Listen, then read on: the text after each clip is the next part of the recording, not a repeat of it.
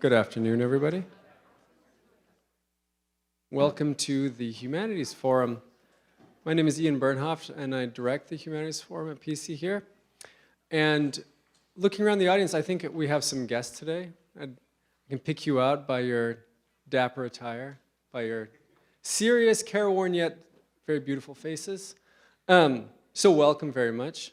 Let me tell you three things about the Humanities Forum and what you're doing here before turning the mic onwards to people who are more interesting and have more to say.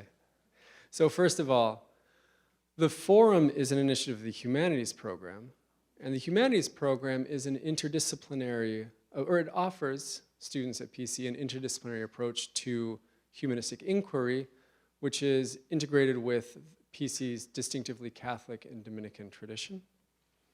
And so that's thing one. Thing two is the Humanities Forum is an initiative of the program, and it's an occasion for us to gather outside of class to hear from professors, scholars, writers from around the country, and indeed around the world, to explore different perspectives, diverse ideas, and to ask the big questions that perhaps we don't get to ask in our daily grind.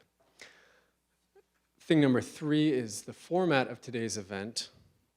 We'll begin by us closing our laptops and, directing our attention to our speaker and our neighbors.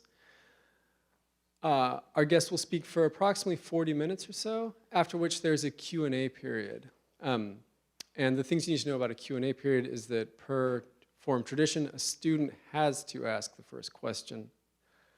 We might expand that to say that a parent or alumnus has to ask the second question, so stay on your toes. But make sure during the Q&A to wait for, once you've gotten Father Isaac's attention, make sure to get the microphone so that your words can be captured for everyone. And then by about 4:45 or 4:50, we will rise as one and head down the hall to the Fiandela Great Room, where there's some tasty hors d'oeuvres which have been prepared just for you. So, all those things being said, I want to introduce Father Isaac Morales, who's a professor of theology here at Providence College and who is the director of the C.S. Lewis Fellowship Program. So.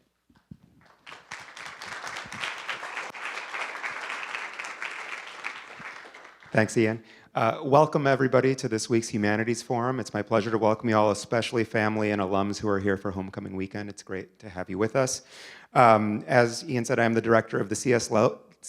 Lewis Fellowship, which is an initiative that was just started earlier this year, in January of this year. And the goal of the C.S. Lewis Fellowship is to promote the teaching of C.S. Lewis's writings and thought, particularly here at Providence, but elsewhere as well. And I'm delighted to say that our first C.S. Lewis mini grant has been awarded to Jill Waugh of the nursing school. I'm very much looking forward to working with her on that. In addition, we have had speakers, and it is my great pleasure to welcome our speaker today. About a year or so ago, I was just doing a random search on C.S. Lewis stuff, and this page popped up. And I thought, this is perfect, because we have a nursing school opening up. Sarah Odell is an M.D. Ph.D. candidate at the University of California, Irvine, where she is the first to complete a Ph.D. in English within a dual M.D. Ph.D. program. It's not very common. As a future physician, scholar, and psychiatrist, she is passionate about how the activity of the imagination, as shaped by literature, faith, and the arts, helps to heal the mind. Reflecting this core interest, her dissertation research presents the first combined study of the early Gothic novel, religious studies, and the history of psychiatry.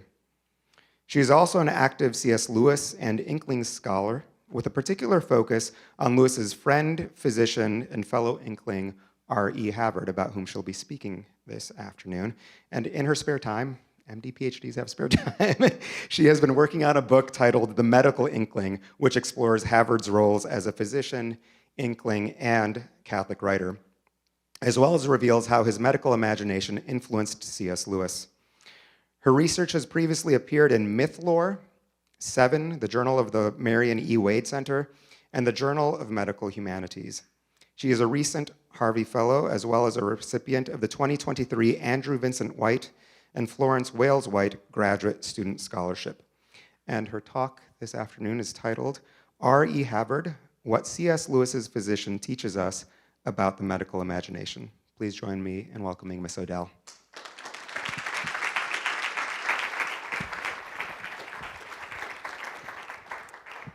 guys hear me? We're good? Well, thank you so much for being here. It is an absolute delight to be here with you guys today. So imagine with me for a moment. It's a crisp Tuesday morning in Oxford, England. You pop into a pub, the Eagle and Child, to grab a bite to eat and maybe something to drink. As you slide into your seat, you spot a group of men off in a corner. One of them has just finished reading something to the others. And even before the pages of his manuscript touch the table, the group springs into animated discussions. By turns, they lend praise, raise debate, and fall into laughter. Through a haze of tobacco smoke, you realize that many members of the group are Oxford dons and professors. You notice C.S. Lewis and J.R.R. Tolkien in particular. And wait, is that your doctor sitting among them? The Inklings were an Oxford-based writing group who met throughout the 1930s and 1940s. Their literary impact has been tremendous, in part because of the incredible success of their two most prolific members, as you all know probably, C.S. Lewis and J.R.R. Tolkien. Despite the enduring popularity of their literary circle, many are unaware of the physician who is one of the Inklings' most faithful members and one of C.S. Lewis's closest friends. Robert E. Havard, often referred to as the Medical Inkling, was one of the group's most regular members, but has remained relatively overlooked since his death in 1985. Often, Havard is hiding in plain sight in the margins of history and his friends' writings. For example, this photo, taken at the Trout, a pub north of Oxford, is one of the most famous photos of the Inklings, who unfortunately for us really didn't take any photos together. Here we have Commander James Dundas Grant, Colin Hardy, C.S. Lewis, R.E. Havard, and Peter Havard, Havard's son, sometimes in the 1940s.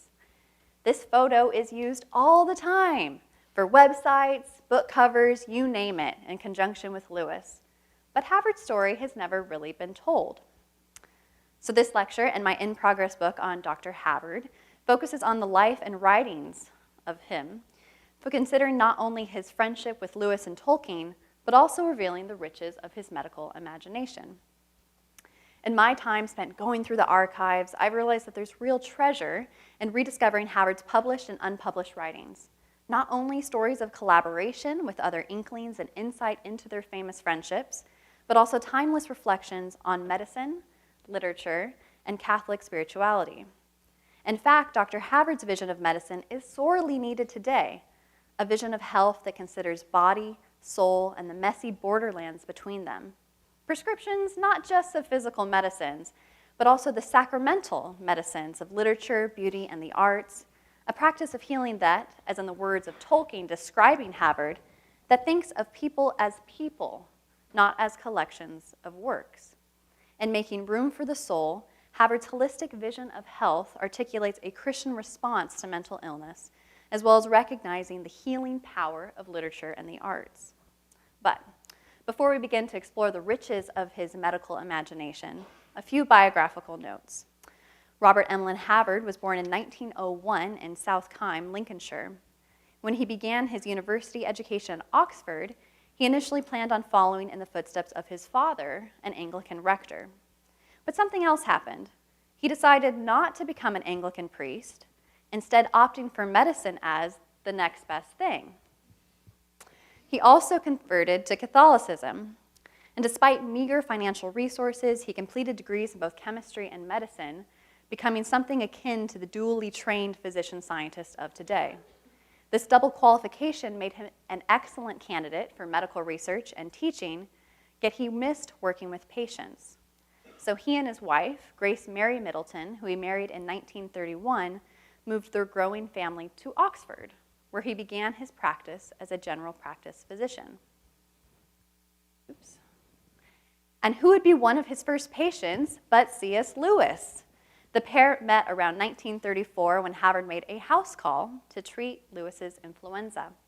In Havard's reminiscence, Philia, Jack at Ease, he recounts that the pair spent some 5 minutes discussing his influenza and then half an hour or more in a discussion of ethics and philosophy. I don't know about you, but that does not describe many doctor's appointments that I have had. Their common interests, philosophy, theology, and poetry, set a foundation for a friendship that would last until Lewis's death, almost 30 years later. Lewis makes frequent references to Havard, my doctor friend, in his letters, even going so far as to describe him as almost my greatest friend. Havard was also close with Tolkien, in part due to their shared Catholic faith. Tolkien frequently attended Mass with the Havard family, and the two men were neighbors in the period between 1950 and 1968, ending with Havard's retirement to the Isle of Wight. Both Lewis and Tolkien immortalized Havard in their fiction. Lewis's trio of science fiction novels features a protagonist, Ransom, who is repeatedly whisked away on dangerous interplanetary journeys. In Perelandra, multiple Inklings feature as characters. While Ransom is in part modeled on Tolkien, Lewis himself serves as the narrator. Havard, referred to by his nickname Humphrey, appears as the pair's physician, valued not only for his skill, but also for his discretion. Keeping reports of aliens and space travel secret was presumably no easy task. Similarly, Tolkien's posthumously published The Notion Club papers contains a certain Rupert Dolbear, a research chemist with polymathic interests, philosophy, psychoanalysis, and gardening. These varied preoccupations clearly mirrored R.E. Havard's real-life intellectual pursuits and professional leanings. In addition to writing and publishing essays on philosophy, religion, and aesthetics, Havard provided the first lecture of the Oxford Socratic Club in 1942, titled, "Won't Mankind Outgrow Christianity in the Face of the Advance of Science and Modern Ideologies?" Havard, who, like Lewis, had converted to Christianity following a period of atheism, or rather reconverted, answered in the negative. Havard's religious convictions and professional affiliations also converged in his service to Catholic monasteries and convents, where he offered holistic medical care, attentive to patients' spiritual concerns. In this capacity, he often provided psychiatric advice. This medical work culminated in a papal knighthood received when he retired. He is the only Inkling to have received a knighthood, either lay or ecclesiastical. Havard also shared Tolkien's botanical interests. While Tolkien's tendency to stop and examine every tree, every flower, every bird, every insect proved an unbearable frustration for the fast-walking C.S. Lewis, Havard often kept pace with Tolkien, eagerly examining the foliage as they went along. Their common interest in herbalism was reflected in a tongue-in-cheek clarihue Tolkien dedicated to Havard. When Dr. U.Q. Humphrey made poultices of comfrey, if you didn't pay his bills, he gave you doses of squills. And as you can gather from that, squills are not exactly pleasant medicine. And while Havard's tendency to collect comfrey or squills is sadly unconfirmed, he collected and dried flowers on a number of occasions, including his travels to modern-day Ghana as a naval surgeon during World War II. As you may have noticed, Havard also had a particular knack for accumulating nicknames among the Inklings. He was commonly referred to as Humphrey, following an occasion where Hugo Dyson was unable to remember his name. Another nickname, the Red Admiral, was bestowed by Lewis in 1943, Havard recalls. In the war, I went to the Navy and took the opportunity to grow a beard. And when I returned with this reddish beard, Jack promptly nicknamed me the Red Admiral. This, I will say, was far from my real rank, which was lieutenant. Havard's final nickname was the Useless Quack, or UQ for short. Described by Havard as less complimentary, the nickname itself originated with Lewis's brother Warren, or Warnie, who along with Lewis and Tolkien often depended on Havard for transportation. He was the friend with the car. Havard notes, "I'd let down some promise to give them a lift, and he referred to, 'Where's that useless quack Humphrey?'" Unfortunately, this last moniker, clearly not crafted in reference to his abilities as a physician, has been wrongly interpreted by a few scholars. But I digress.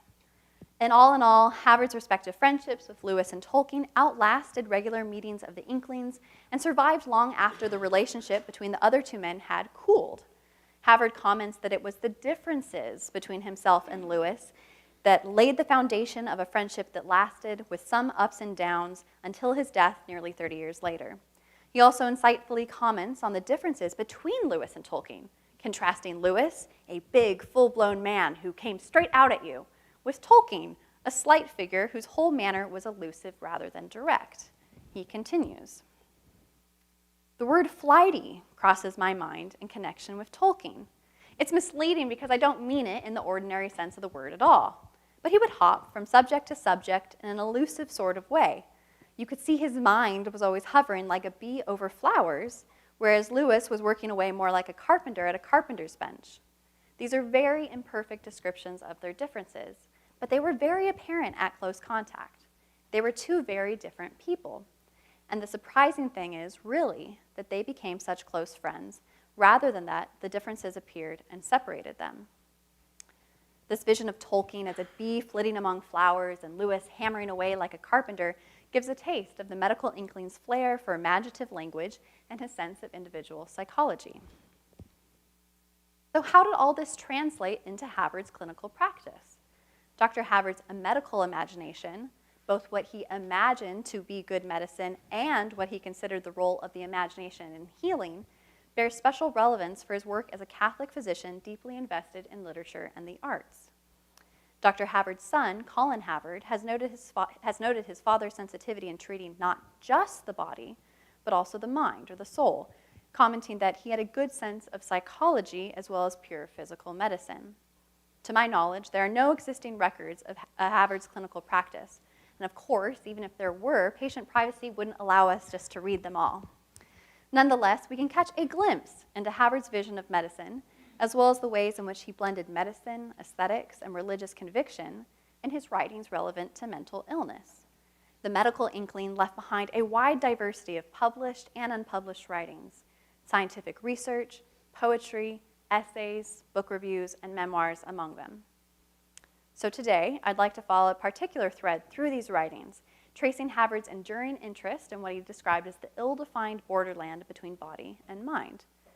Havard's understanding of human nature was, of course, essentially Thomistic. We are not merely body or merely soul, but the two operating together as one. In technical terms, this being hylomorphic dualism.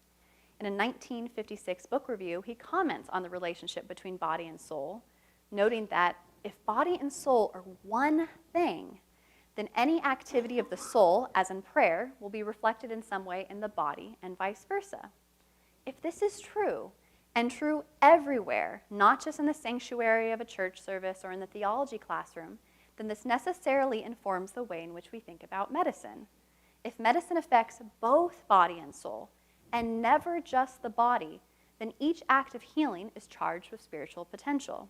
Ideally, healing encounters would then be oriented towards the whole person, treating the body through the mind and the mind through the body. In many ways, my book project is centered around this healing imagination, both what we imagine as appropriate to medicine and how the imagination itself participates in healing. However, since the book is yet to be published, we'll content ourselves with a few literary case studies from the hand of the Medical Inkling. And just as a note, most of these examples represent a portion of a book chapter, particularly a chapter on Havard's practice of psychological medicine and a chapter dedicated to his writings on literature, beauty, and liturgy. So our first case study is Havard's contribution to Lewis's first work of apologetics, The Problem of Pain. So as Lewis wrote The Problem of Pain, he read chapters of the in-progress work to the Inklings. In his biography of Lewis, George Sayers highlights the contribution of two particular members of the circle, Havard and Tolkien, who had provided many suggestions.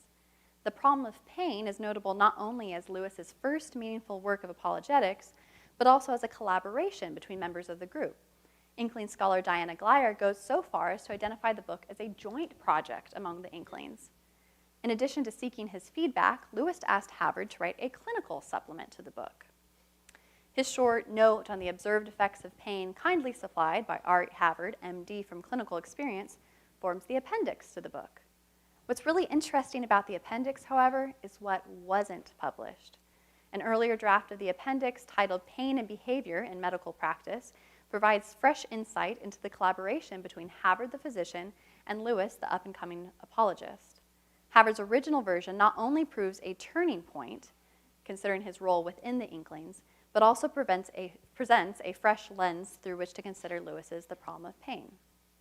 In his memoir, Havard recounts the events surrounding the appendix, noting that he was glad to fulfill Lewis's request and that he took some trouble over it.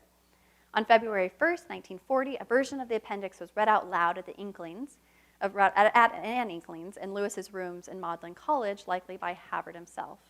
He also explicitly comments on the writing process. Lewis had suggested around 1,000 words. When he saw it, he seemed pleased. He edited it, shortened it, for I'd overrun my allowance. I was impressed by the trouble he took to get it right. Despite this apparent insistence that Lewis got it right, the reality is not so simple. Havard's earlier unpublished draft tells a more complicated story, providing insight into their collaboration and revealing Havard's sympathetic and nuanced approach towards mental suffering. First is the question of length. Havard's draft overshot Lewis's suggestion of about 1,000 words by a margin of 100. He's almost in that word count. You guys know, you guys have written papers, when you're almost at that word count. Yet the published appendix totals a scant 539 words. Some of Lewis's changes constitute what one would expect of an attempt to shorten the piece. Repetitive elements are removed, sentences are tightened, and several paragraphs are reorganized. But despite these stylistic edits, nothing new is added beyond the occasional punctuation mark or preposition. More important remains the question of content. What exactly was removed? In having the length of the draft, Lewis did not enhance, but unfortunately greatly diminished the essay. The manuscript itself does not suggest another editor, and all present revisions are in Havard's hand. In the absence of other data, trusting Havard's account of who edited the appendix remains the most reasonable interpretation. Comparing the two versions reveals a series of surprising alterations. Lewis removed not only Havard's imaginative passages, but also his emotional sensitivity, transforming his compassionate account of mental illness into a relatively glib account of insanity. Havard's unpublished draft reveals the extent of this revised clinical imagination, restoring Havard's emphasis on the tragedy of severe mental illness, the humility of the practitioner, and the value of providing care. One paragraph in particular demonstrates the near elimination of Havard's focus on the experiences of mental illness. The published paragraph on, quote, actual insanity is only a few sentences in length. This was what was published. In actual insanity, the picture is darker. In the whole realm of medicine, there is nothing so terrible to contemplate as a man with chronic melancholia. But most of the insane are not unhappy or indeed conscious of their condition. In either case, if they recover, they are surprisingly little changed. Often they remember nothing of their illness. This section bears the brunt of Lewis's edits, representing 4 scattered sentences pieced together in such a way that obscures their original meaning. Madness here lacks meaning, a mental blank to recover from without memory or scar. The physician-speaker remains detached from his subject, viewing an imagined patient from a far distance, terrible to contemplate yet of minimal significance to the sufferer. In contrast, the original paragraph highlights the tragedy of madness from a position of humility and compassion. Havard's description does not gloss over the sufferings of severe mental unrest. He describes the gradual obscuring of character that occurs in such cases and recognizes the severity of severe mental breakdown. The phrase possessed of a devil is graphically descriptive. This is no mere unconsciousness. Crucially also, Havard admits the limits of contemporary medicine. Our ignorance of the cause or cure of most examples of insanity is still complete. We are spectators, helpless to cure, alleviate, or even understand the suffering of the victim. The physician is not reduced to a spectator by their own volition, but is made to bear witness in the form of a powerless audience. He continues this turn of dramatic language when considering the man with chronic melancholia, what we would today, again, this was 1940s, likely recognize as severe clinical depression. In a portion completely eliminated by Lewis, Havard remarks that to speak with him has all the effect of witnessing high tragedy, transferred from the stage to life. And concluding the paragraph, Havard leaves the possibility of meaning for such suffering, as well as notes that caring for the sick provides an opportunity for both spiritual formation and personal reflection. It is impossible to form a conception of what insanity means to the sufferers themselves, but to look after the insane is a valuable discipline. It teaches gentleness and self-control. It induces a deep humility when it is recognized that reason itself is a gift which can be lost. All flippancy is gone. Madness is no mere unconsciousness. Severe mental illness becomes a force capable of obscuring personality to the point that a patient appears possessed by malevolent supernatural powers. Havard admits the woeful gaps in contemporary medical knowledge while directing the reader's attention to the lived experience of madness, however inscrutable. The physician is painfully aware of their spectator position, yet the report is not purposely detached, clinical, and sterile. In a time long before the development of antipsychotic medications or SSRIs, the physician bears witness in relative powerlessness. Yet the private experience of mental illness is not relegated to obscurity and amnesia. Havard approaches the question cautiously, naming his own imaginative limits and speculating to the inner experience of madness. He does not deny that insanity bears meaning for its sufferers. Complementing this humility is the suggestion that caring for the sick, especially the mentally ill, provides an opportunity for spiritual formation. Such service not only deepens virtue, but also prompts the recognition that human reason is not absolute in any of us. Havard complicates Lewis's valorization of reason in the problem of pain, recognizing that our physical vulnerabilities extend to the mind-brain relationship. Overall, Pain and Behavior treats mental illness with grace, with humility, and with an understanding of loss. Havard makes room for the possibility of meaning, even within chaos. So with all that, we have to ask ourselves, why did Lewis make these edits? And when he did, what did Havard think? In Havard's memoir of Lewis, he clearly links this account of their collaboration with the discussion of Lewis's writing advice, noting that around the time of their collaboration, there was some discussion on the ethics of writing. Havard recalls that Lewis maintained that the first duty of an author is to entertain and advise writers to avoid ornament and purple passages. As Havard continues, Lewis's revisions seem to hover beneath the surface. All the Inklings had learned by experience that passages valued most by the writer appealed least to the reader. It is a hard saying, but worth remembering. However, Lewis removed more than mere ornament. While it was not Lewis's aim to discuss mental illness at length, per his preface, the only purpose of the book is to solve the intellectual problem raised by suffering, his deletions represent a missed opportunity to incorporate a symmetry of tone and purpose. The more personal tone of Lewis's preface in The Problem of Pain gives a glimpse of this lost balance. And this is Lewis. For the far higher task of teaching fortitude and patience, I was never fool enough to suppose myself qualified, nor have I anything to offer my readers except my conviction that when pain is to be borne, a little courage helps more than much knowledge, a little human sympathy more than much courage, and the least tincture of the love of God more than all. These words are far more personal. Here, Lewis acknowledges the reality of pain that has closed the intellectual distance mediated by theodicy and knocks on our very door. Both the preface and Havard's original appendix hint at the reality of when pain is to be borne, the actualities of our suffering, and the potential for sympathy, grace, and transformation that reside even within these most painful moments.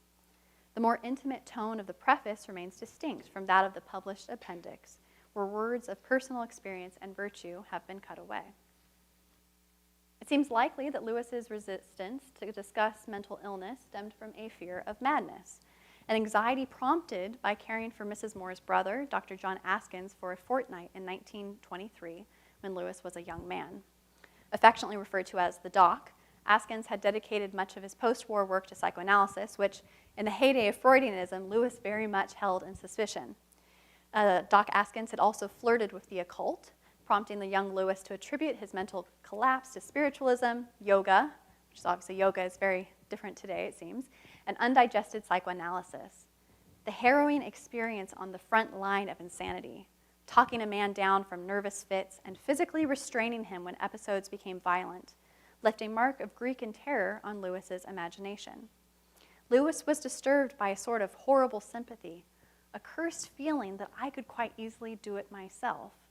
And the experience almost changed his deep-rooted conviction that no mental pain can equal bad physical pain. In this light, Lewis's revisions likely stem not from an intellectual lapse, but from a deeply personal history. The remnants of a youthful conflation of the occult and madness, an attempt to avoid the emotional weight of a memory, the need to focus on the intellectual task at hand, the carpenter at the carpenter's bench. Ironically, the most often quoted portion of the appendix and The Problem of Pain, by large, is just as often misattributed to Lewis.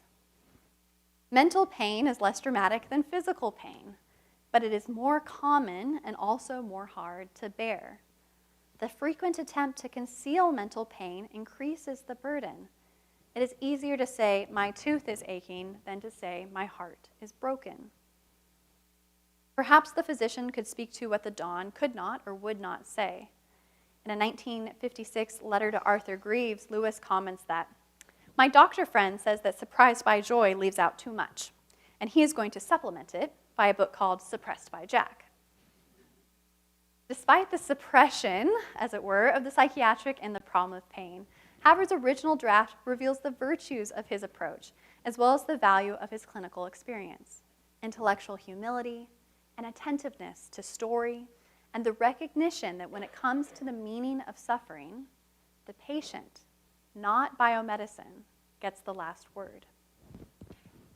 Our second case study takes us to a series of essays Havard wrote for a Catholic journal, the Franciscan Annals.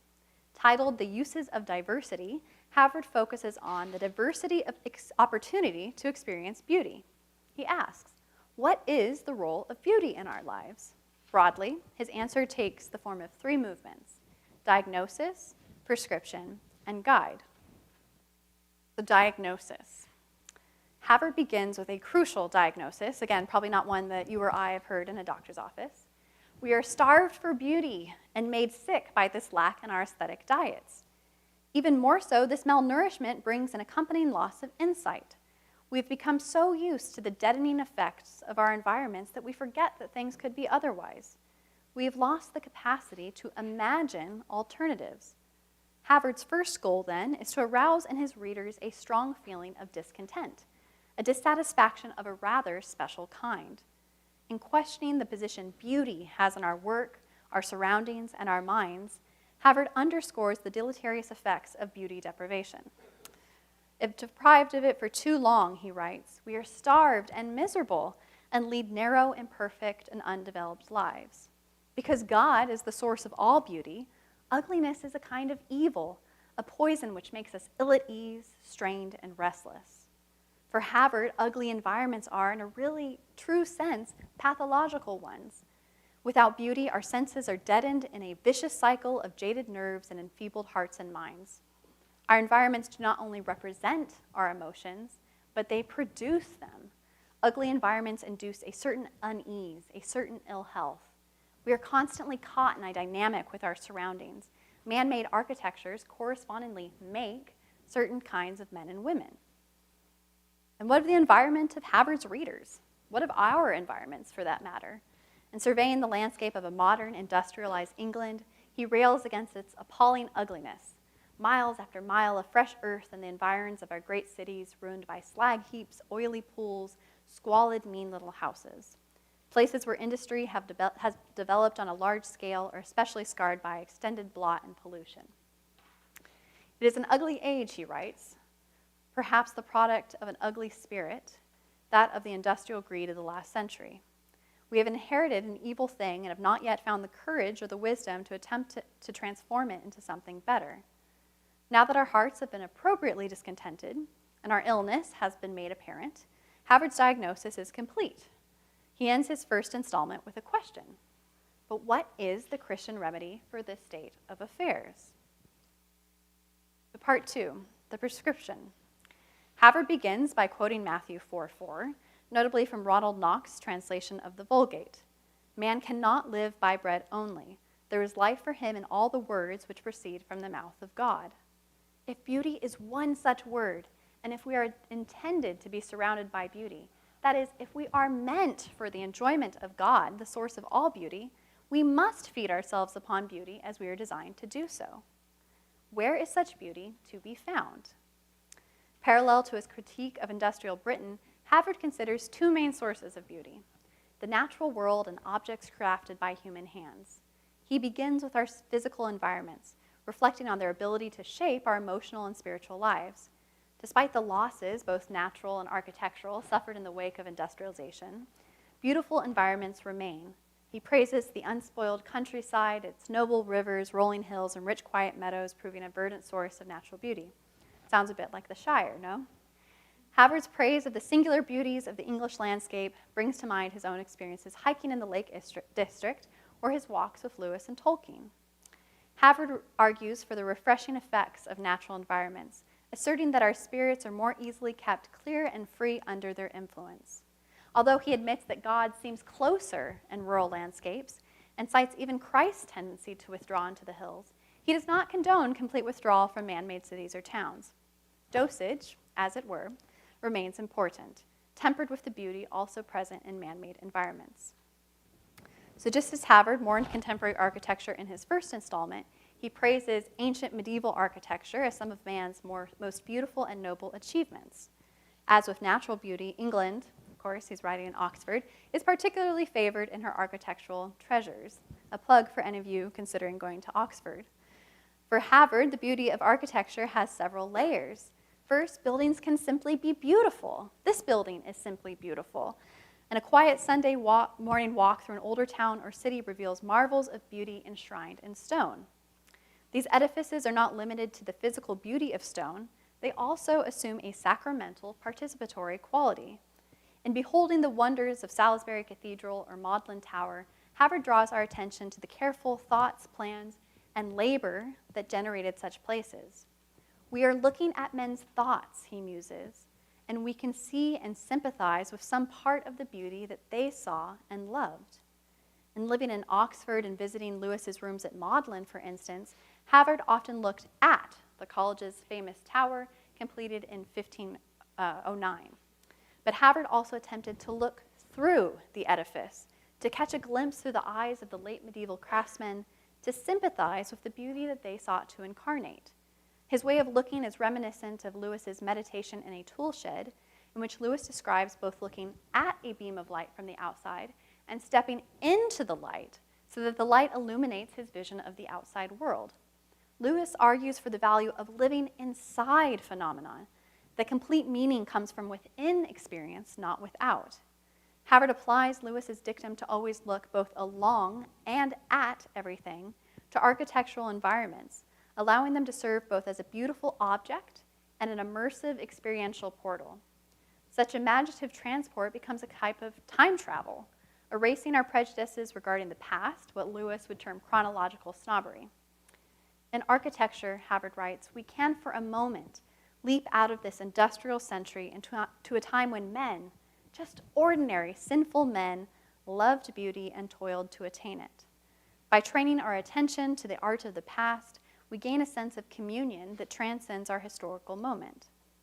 This turn towards the beauty in men's minds carries Havard to other created, or perhaps as Tolkien would say, sub-created works: literature, poetry, art, music.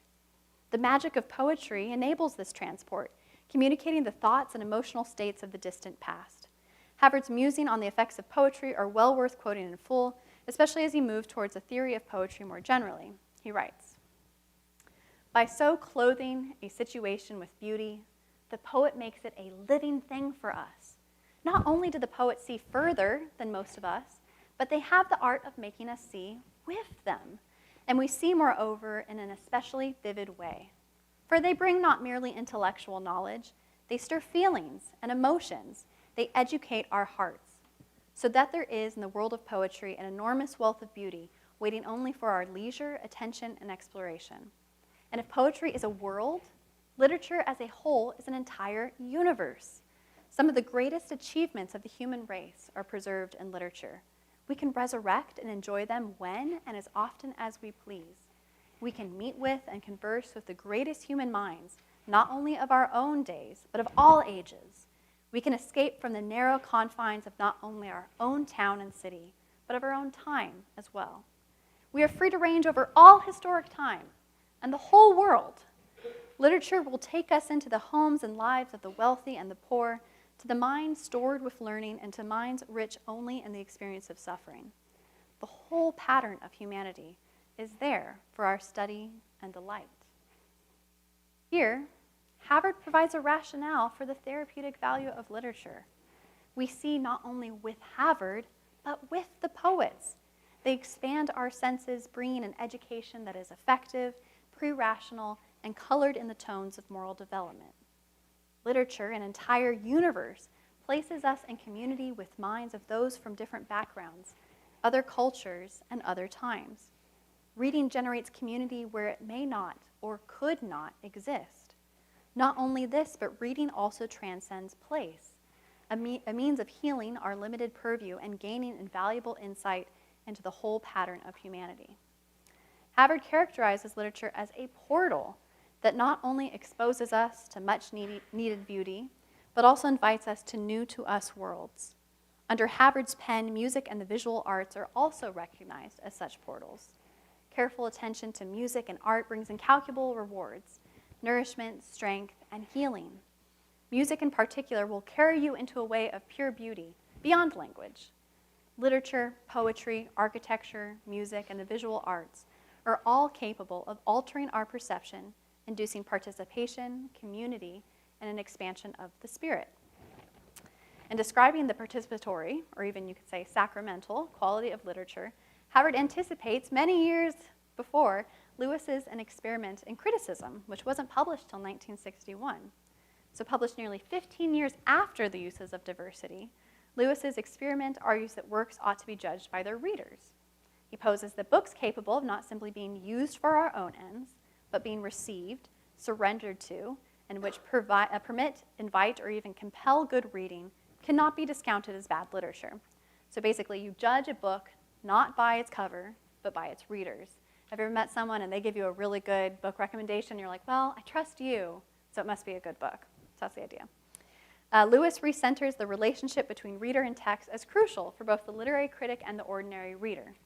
Both must surrender, and this is Walter Hooper, both must receive, both must welcome good literature's embrace with openness, obedience, and a whole heart. Today, An Experiment in Criticism is perhaps best remembered for its often quoted epilogue in which Lewis attempts to answer the question of why we read at all. He writes, "We seek an enlargement of our being. We want to be more than ourselves. We want to see with other eyes, to imagine with other imaginations, to feel with other hearts as well as with our own. We demand windows. Literature is a series of windows, even of doors. Literature provides windows, provides portals, opening up new worlds, providing access to other minds, other ways of life, other historical periods. Lewis even goes so far as to make explicit the therapeutic dimensions of literary participation. Literary experience heals the wound without undermining the privilege of individuality.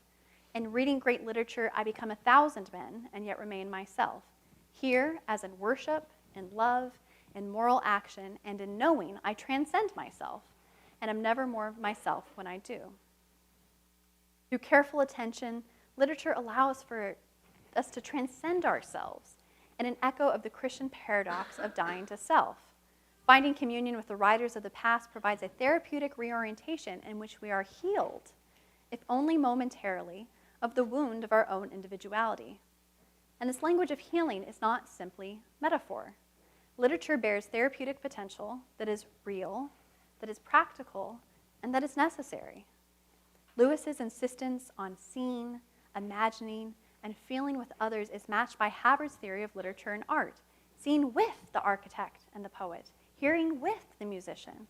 Havard places his finger on the pulse of each work, of such work, all the while making explicit its otherwise implicit healing implications. So part 3 of Havard's, three-part prescription, diagnosis prescription, is finding a guide and growing a practice. So as often as Havard praises the therapeutic riches of literature, music, and the arts, he just as often underscores the fact that these benefits require effort, namely the cultivation of attention through study and discernment. Because this wealth does not altogether lie on the surface, Havard asserts that we need guides, and we need teachers to accompany our digging for buried treasures. Without guidance, we're likely to reject what could nourish us, or even be choked by the very wealth we uncover. As teachers' first task is to arouse our interest, lighting a spark of attention and then shaping that attention once it has grown. Part of this work is the struggle to disentangle ourselves from the ugliness of our surroundings, generating a critical distance towards our immediate historical context. While Havard again affirms that beauty draws us towards the divine, he also emphasizes the realities of our health now. If we are to survive the poisons of our environments, we must find ways to inoculate ourselves against them. Dr. Havard's prescription for resistance, learn to appreciate great literature and art. This foundation, he suggests, opens up the supreme literature of the liturgy and the Bible. An education in the principles of great art draws us towards the most difficult art, the art of good living. Reflecting on Eric Gill's assertion that every man is a particular kind of artist, Havard affirms that we all are artists, capable of expressing beauty, even through the lives that we build and live. Havard speculates that this is a crucial aspect of the Christian life, stating that Christ himself would not only have us recognize the beauty inherent in nature and other people, but also have us try to learn to express beauty as a return, however dim and imperfectly, of the beauty that Christ has shown us in such richness and diversity. Such, for Havard, are the uses of diversity. Even if most of us will not become professional or even accomplished artists, Havard underscores both the artistic capacity of all and the need to support the arts. These endeavors take on an evangelistic flair. If the church is the supreme example of true beauty, then the greatest need of the world today is the growth of a Catholic culture, profound, true, beautiful, and attractive. Writing as a Catholic physician, he focuses not only on the health of individuals, but also the health of their larger cultural context. Havard's conclusion to the uses of diversity is notable for a sense of opportunity and urgency. Even given his 1940s era assertion that the world is very sick, more sick than it has been for 1,500 years, his final rallying cry remains relevant. He writes, in order to combat the evils and dangers of the modern world, we must switch, again, the modern world, Lewis and Tolkien and the Inklings are very, they like their medieval Oxford, of course.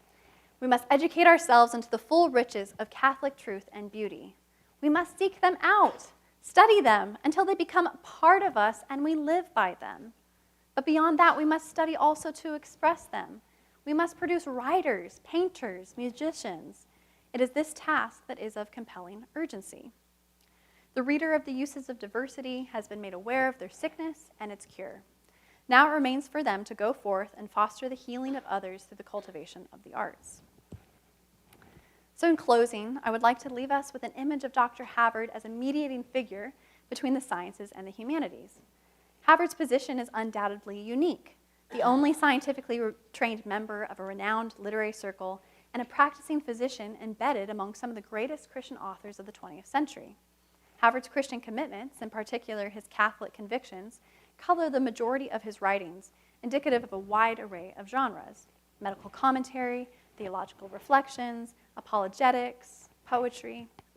Havard's interdisciplinary leanings gain increased relevance in our age of ever-increasing specialization, as they suggest a model of integration between the disciplines. Even as Inkling scholars praise Lewis's ability to merge imagination and reason through the Christian faith, Havard's engagement of the two cultures, of the sciences and the humanities, occurs under the umbrella of Christian thought. Havard not only serves as an example of the physician-scientist and the Christian poet, but also embodies the ideals of the medical humanities long before the inception of the field, so named in the 1970s. Broadly, the medical humanities are concerned with the intersection between the arts, the humanities, the social sciences, and the practice of medicine. More specifically, things like narrative medicine seek in part to illuminate the ways in which the engagement of literary narratives can transform the clinical encounter. By studying literature, physicians are better primed to recognize, interpret, and respond to the stories of their patients. But in many ways, the medical humanities emerge as a symptom of a diseased healthcare system, one that has lost an attention to mind, soul, and imagination. As if answering this lack, Havard's approach to medicine is also remarkably sacramental, ministering to the soul while healing the body. A sacramental imagination is one in which, as Andrew Greeley notes, objects, events, and persons of daily life are revelations of grace. Created reality is a sacrament, that is, a revelation of the presence of God. Like sacrament, Havard's imagination-fused medicine has both inherent efficacy and is activated by our attention and belief. This kind of medicine takes place in the rituals that structure acts of healing. What is said? What does the clinic look like? What beliefs and expectations structure the therapeutic encounter? Often we think of these elements as being on the margins of medicine, focusing on the strength of a certain prescription, say an antibiotic's ability to ward off infection, or the material rearrangement of tissues that happens in a surgical setting. But Havard also directs us to that strange, ill-defined borderland between body and mind, the realms of the somatopsychic, where body acts on mind, and psychosomatic, where mind acts on body. These twilight realms of medicine arguably color every healing encounter. I take the antibiotics because I trust in the expertise and goodwill of the physician, and I believe that the medicine will cure, not harm. There is a sense in which medicine cannot be utterly secular in a certain sense of the word. Belief and ritual are inescapable. As a Catholic physician, the rituals of Havard's practice of medicine implicitly take this into account. Belief matters. Beauty matters. The humility of the practitioner matters. The spiritual discipline matters. The imagination matters. My in progress book, The Medical Inkling, is dedicated not only to Dr. Havard's life, works, and place among the Inklings, but also the healing work of the imagination. I look forward to sharing more as it unfolds. I would also like to extend my sincere thanks to the Havard family. You can see in these lovely pictures, particularly John and Colin Havard, for their incredible support of my research and their friendship. Thank you.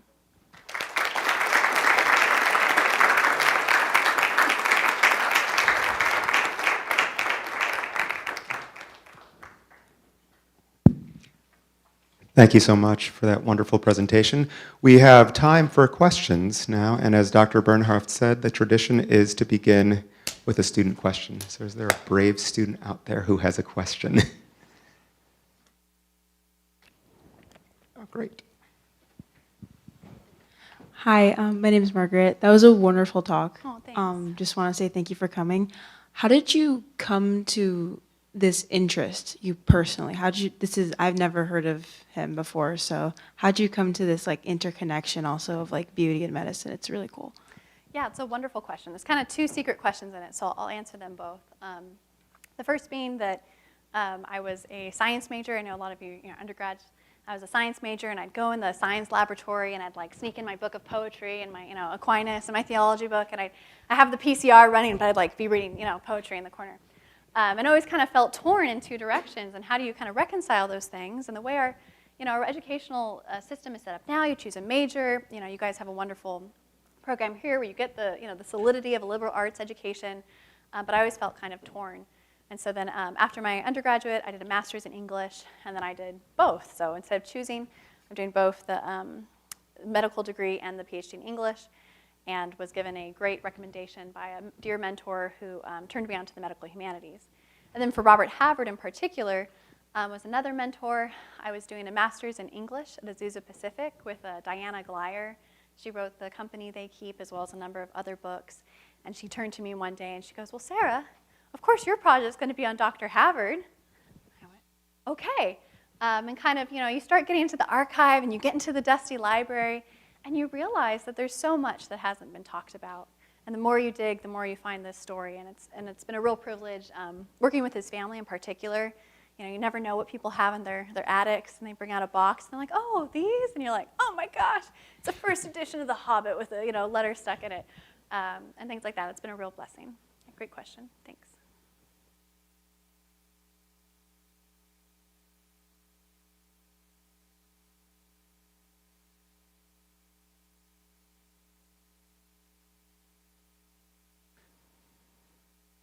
While I'm waiting for a hand, might I ask a question? I was wondering about bridging the two parts of your talk. Does Havard have anything to say explicitly about how beauty might treat mental illness, apart from kind of the general things that you said in the second part? It's hard because we don't really have a lot of these, case studies. We have some other things that he wrote a chapter in a book called Religious Sisters, which was for kind of like the medical care in convents. And he has some more things in there, and a lot more that he belongs to kind of this lost era physicians where, they're writing some paper about medicine, and they're like, well, as you can see in Macbeth, there's a very clear instance of this clinical pathology. And he's kind of like this vestige of this, I don't know many doctors that are all of a sudden like, well, we can see this, and like, and I was like, oh, okay. More so that for him they were so integrated that he wasn't, doing like a clinical trial on like, the effects of beauty, unfortunately. But yeah.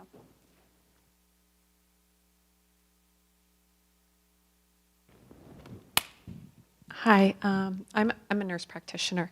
I don't know how far along you are, so how much clinical you've done. Um, I agree with this, and I do try and bring in kind of the whole patient. I deal with a very specific, very sick population. But as I'm sure you know, time is so limited. You've got 20-minute slots to deal with an advanced heart failure patient. How any practical ideas on how to bring kind of beauty and the soul into the clinical experience visit? It's a wonderful question and a big one. The constraints, you kind of get in there, you have all that pressure to see a certain number of people in a certain amount of time. I would say, Rita Sharon, narrative medicine, just being there and bearing witness. Something that I'm also very interested in is like, what does the office look like? We're in these environments and it's kind of like, I really think that, having art in the walls, having a place that's soothing makes a big difference. And obviously, like, people constitute our environments. You can be in a scary place, and someone like yourself can be absolutely wonderful and transform the place. But I think there's something in the places in which we practice and trying to make them beautiful, which I know as individual practitioners can be like, I'm going to put a painting up, But maybe that's more of like an administrative, yeah. Yeah, you can try, yeah, exactly.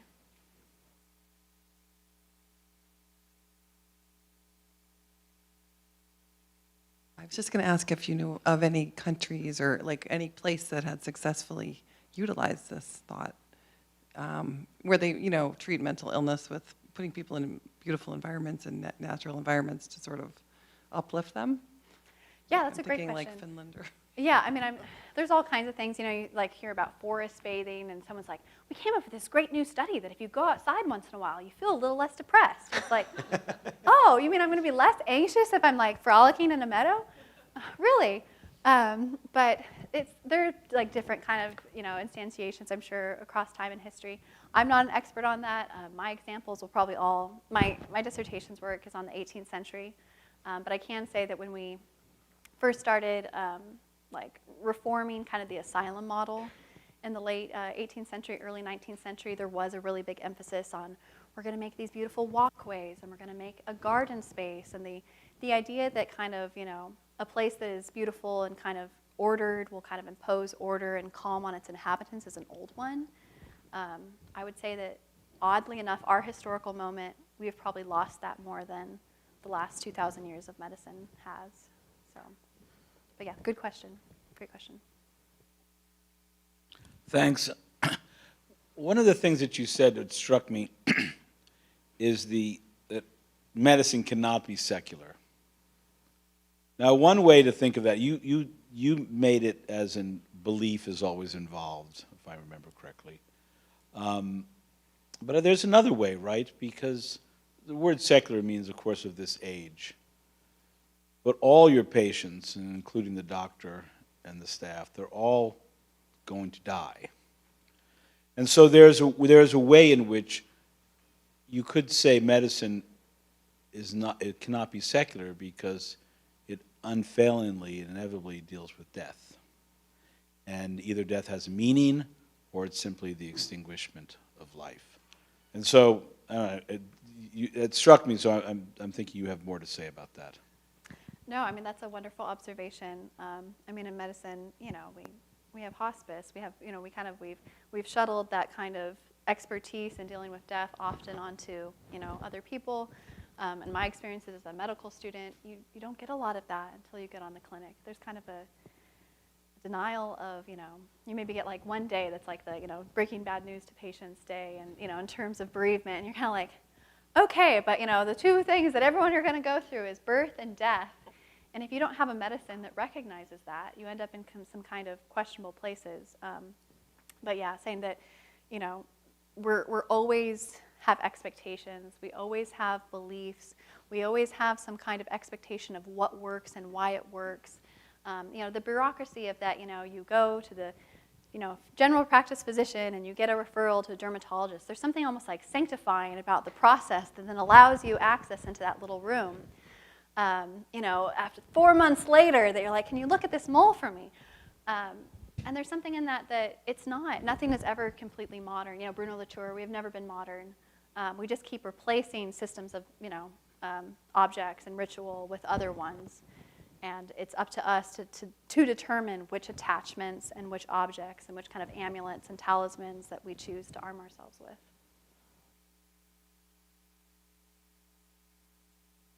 I love this talk. I actually worked in a hospital for 15 years, and I was part of a group called Arts and Healthcare. There was this whole, you may have heard of Society of Arts and Healthcare. They disbanded, but great research resource for you. But I think what I liked what you were saying, when you were talking about being a student here, and your poetry book in the lab, in your ideal world, when you think back, like if you could have created a class or could have created an environment that really meshed some of these things together to help teach this before you're in the clinic, like the nurse practitioner said, like, how do I do this? Like, I think that part of that is starting in education and starting to weave that in as part of the education process. So I would just, like, I'm sure you have ideas, like resources unlimited, what would you love to see?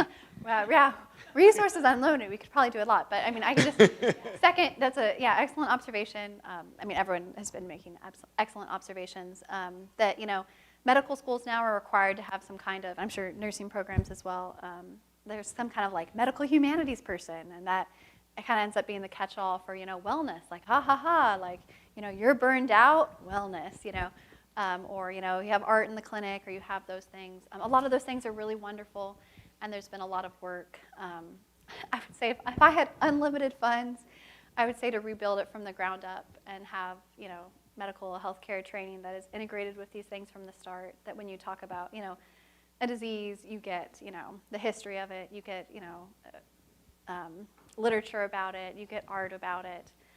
But unfortunately, at least the way that things are structured now, there's such heavy constraints of time that, pending like a brand new institution that you build from the ground up, that a lot of these things are, and they're present and they're there, but a lot of them we kind of carry with us, as well.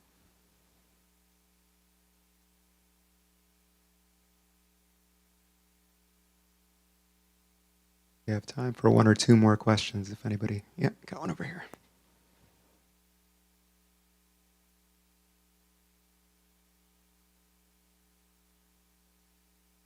So I was just wondering about the role of World War I in these figures and in their attitude towards mental health. That is a very big question. Books have been written on that question. I might just have you direct to the the people who know much more than I. John Garth is a great one in terms of thinking about Tolkien. Also, Holly Ordway just wrote a spiritual biography of Tolkien that I'm sure touched on that. Yeah, absolutely. I mean, Lewis was traumatized. Lewis was traumatized by the experiences in war. He was traumatized. I mean, can you imagine for 3 weeks someone that you loved and respected just in like violent delirium, and there's no one else at home and it's just you?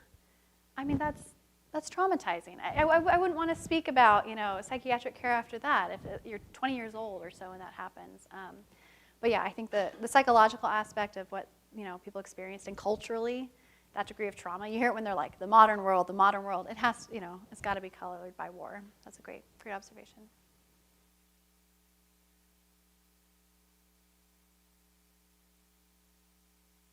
One last question, or if not, we can continue the conversation over at the Great Hall, where there are refreshments. Please join us, and please join me in thanking Ms. Odell one more time.